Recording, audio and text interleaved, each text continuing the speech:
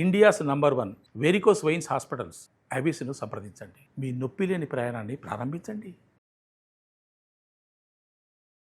నమస్కారం, సుమన్ టీవీకి స్వాగతం. నేను మానస. ఈరోజు మనతో పాటు ఉన్నారు జ్యోతిష్య నిపుణులు, ఎనర్జీ వాస్తు స్పెషలిస్ట్, శ్రీ విద్య ఉపాసకులు శ్రీమతి జయప్రద గారు. వారితో మాట్లాడదాం. అమ్మ నమస్కారం. అమ్మ నమస్తే అమ్మ, శ్రీమాత్రే నమః. అమ్మ, ఈ నెలలో రాశి ఫలాలు తెలుసుకోవాలనుకుంటున్నాం కాబట్టి ఫస్ట్ ఆఫ్ ఆల్ ఈ గ్రహస్థితి ఏ విధంగా ఉంది, ఏ ఏ రాశిలో ఏ ఏ గ్రహాల సంచారం కనిపిస్తుందో తెలియజేయండి. తప్పకుండా నాన్న. ఈ మాసం మనకి ఏంటంటే చాలా అనుకూలమైన గ్రహస్థితి. ఎందుకంటే ఒక్కొక్క రాశిలో ఒక్కొక్క గ్రహం ఉంది. దానివల్ల కాస్తంత అనుకూలమైన ఫలితాలు కొన్ని రాశులకి, ప్రతికూల ఫలితాలు కొన్ని రాశులకు ఉన్నాయి. అయితే మనకు మేషరాశిలో శుక్రుడు ఉండడం వల్ల కొన్ని విషయాల్లో కొన్ని యోగాలు చాలా కొన్ని రాశుల వాళ్ళకి బాగుంది. సో శుక్రుడు మేషరాశిలోని, వృషభ రాశిలో రవి బుధుడు కలిసి ఉండడం, తర్వాత 13 వరకు రవి బుధుడు కలిసి ఉండి 13 తర్వాత మళ్ళీ మిథున రాశిలోకి రవిలు కలిసి ఉంటారు అక్కడ. సో మిథున రాశిలో మనకు ఆల్రెడీ గురువు ఉన్నారు.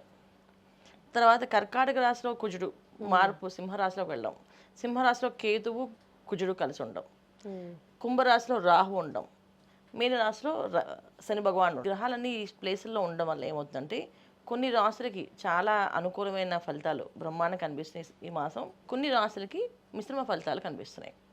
సో ఏదైనప్పటికీ కొన్న జ్యేష్ఠ మాసం, ఈ జ్యేష్ఠ మాసంలో ప్రతి ఒక్కరు ఏంటంటే వాళ్ళు చేసుకునే విధి విధానాలు ఏంటంటే ఇంట్లో ప్రతిరోజు సూర్యోదయం పూర్వమే నిద్ర లేచి సూర్య నమస్కారాలు చేసుకొని సూర్య ఆరాధన చేసుకుంటూ దేవాలయానికి వెళ్ళి ప్రతి శనివారం తైలాభిషేకం శని భగవాన్ చేస్తే ఈ మాసం అంతా ఏ ఫలితం ఎలా ఉన్నప్పటికీ కూడా వీళ్ళకి అనుకూలమైన ఫలితాలు ఖచ్చితంగా జరిగే అవకాశాలు ఎక్కువగా ఉన్నాయి.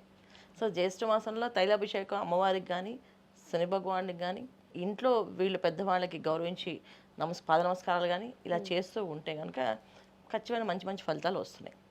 ఇంకోటి ఏంటంటే దేవాలయానికి వెళ్ళే అవకాశం లేని వాళ్ళు, వెళ్ళలేమనుకునే వాళ్ళు ప్రతిరోజు ఇంట్లో తల్లిదండ్రుల కాళ్ళకి నమస్కారం, పాదాభివందనాలు అంటే పాదాలు ముట్టుకొని స్పర్శించి నమస్కారం చేసి, దూరంగా ఉన్నవాళ్ళు వాళ్ళకి ఫోన్ చేసి శుభోదయం చెప్పి మమ్మల్ని ఆస్వాదించాడని చెప్పి అని ఫోన్లో అడిగిన ఈ మాసం అంతా వీళ్ళకి చెడు ఫలితాలు అనేది లేకుండా మంచి ఫలితాలుగా మారే అవకాశం ఎక్కువగా ఉంటుంది. ఇది చేసుకుంటూ వెళ్ళచ్చు. అమ్మ, ఇప్పుడు ధనుస్సు రాశి వాళ్ళకి ఈ నెలంతా కూడా ఏ విధంగా ఉండబోతోంది, ఏ విషయాల్లో అనుకూలంగా ఉండబోతోంది, అలాగే ఏ విషయాలలో జాగ్రత్తగా ఉండాలో తెలియచేయండి. తప్పకుండా. ధనుస్సు రాశి అంటేనే ఏంటంటే మనకి ఎప్పుడు కొన్నా ఏదో ఒక రకంగా వీళ్ళు కబడబడుతుంటారు. వీళ్ళు ఏదో ఒక గ్రహం వీళ్ళకి అనుకూలంగా మారుతుంటుంది. సో ఈ మాసంలో వీళ్ళకి గురువు, శుక్రుడు, రవి, బుధులు అందరూ కూడా అనుకూలంగా ఉన్నారు. సో అందుకే ధనుస్సు రాశి వాళ్ళకి చాలా అదృష్ట యోగాలు, మంచి ఫలితాలు. సో ఎటువంటి ఫలితాలు మంచి ఫలితాలు వస్తాయంటే ధనుస్సు రాశిలో ఉన్న సంతానం ఏదైతే ఉన్నారో వాళ్ళు అభివృద్ధిలో రావాలని బాధపడుతున్నారో వాళ్ళు అభివృద్ధిలోకి వచ్చే అవకాశం ఉంటుంది. అంటే వ్యాపారాల్లో సెటిల్ అవ్వాలనుకుంటే వ్యాపారాల్లో సెటిల్ అయ్యే అవకాశం ఉంది. ఉద్యోగం కోసం ప్రయత్నం చేసేవాళ్ళు ఉద్యోగాలు వచ్చే అవకాశం ఉంది. వివాహ ప్రయత్నాలు చేసే వాళ్ళకి వివాహాలు అయ్యే అవకాశం ఉంది. సంతాన భాగ్యం కోసం ఎదురు చూసేవాళ్ళు సంతాన భాగ్యం వచ్చే అవకాశం ఉంది. ఇల్లు కొనుక్కోవాలి, లేదా కారు కొనుక్కోవాలి, ఇంత బంగారం కొనుక్కోవాలి అనుకునే వాళ్ళకి జరిగే అవకాశం కూడా ఉంది ఈ మాసంలో. ఎందుకంటే వీళ్ళకి అన్ని యోగాలు శుభప్రదంగా జరుగుతున్నాయి అన్నమాట. అదే శుభగ్రహాలు వీక్షణ, శుభగ్రహాలు ఒక దృష్టి అన్ని వీళ్ళకి అనుకూలంగా ఉంది కనుక అన్ని పనులు జరుగుతున్నాయి. సో అదృష్టం అంటే వీళ్ళే అనుకోవచ్చు, అదృష్టవంతులు అనుకోవచ్చు ఈ మాసంలో వెళ్ళు. ఎందుకంటే పంచమ స్థానంలో శుక్రుడు, సప్తమ స్థానంలో గురువు. దీనివల్ల ఏంటంటే అనుకోవడమే వీళ్ళు ఆలస్యం పని అవుతుంది అది.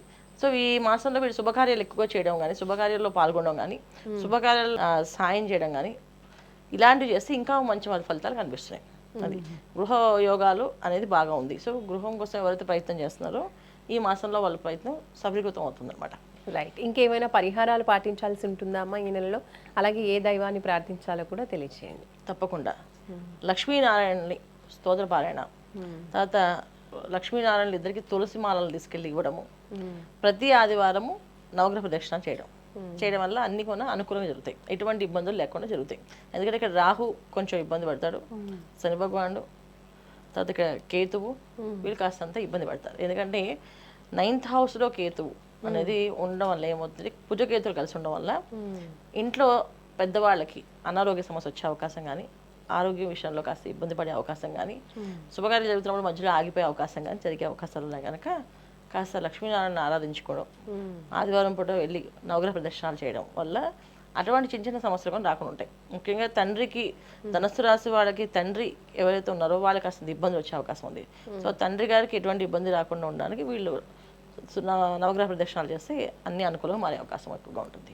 రైట్ అమ్మా, ధనుస్సు రాశి యొక్క ఫలితాలు తెలియజేశారు, ధన్యవాదాలు. నమస్తే అమ్మా, శ్రీమాత్రే నమః. చూసారు కదండి, ధనుస్సు రాశి వాళ్ళకి ఈ మాసం అంతా కూడా చక్కగా అన్ని అనుకూలించే పరిస్థితులు కనిపిస్తున్నాయని తెలియజేస్తున్నారు.